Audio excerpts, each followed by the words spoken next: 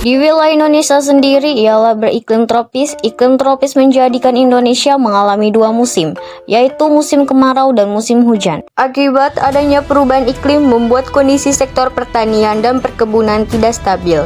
Hal ini juga dirasakan di Indonesia sendiri, yang sering terjadi iklim ekstrim yang berkepanjangan sehingga menyebabkan kekeringan dan banjir.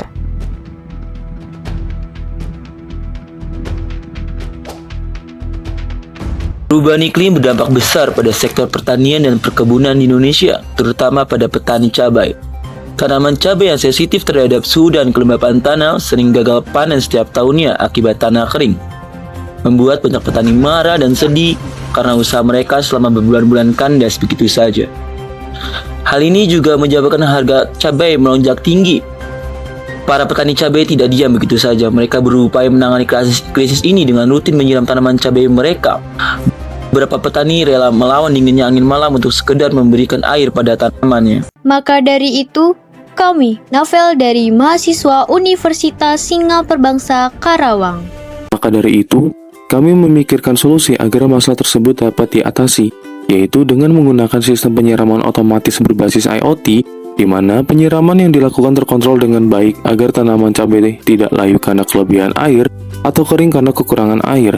Selain itu, proyek ini pun menyediakan dashboard untuk memonitoring data-data sensor seperti kelembapan tanah, suhu udara, dan intensitas penyiraman menggunakan platform Beling.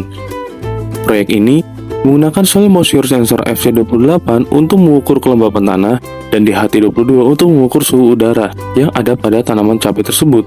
Kemudian, nilai pada kedua sensor tersebut akan diolah menggunakan logika fuzzy, di mana output dari logika fuzzy ini adalah untuk kontrol penyiraman dan untuk keterangan suhu udara yang baik untuk tanaman cabai tersebut.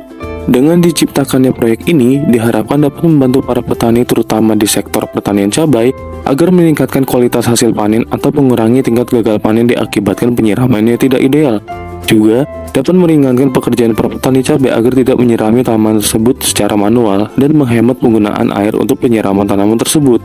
Jadi, dengan memanfaatkan teknologi, kita dapat mengatasi permasalahan yang ada di sekitar kita, terutama permasalahan yang tidak kunjung selesai, yaitu gagal panen pada sektor pertanian.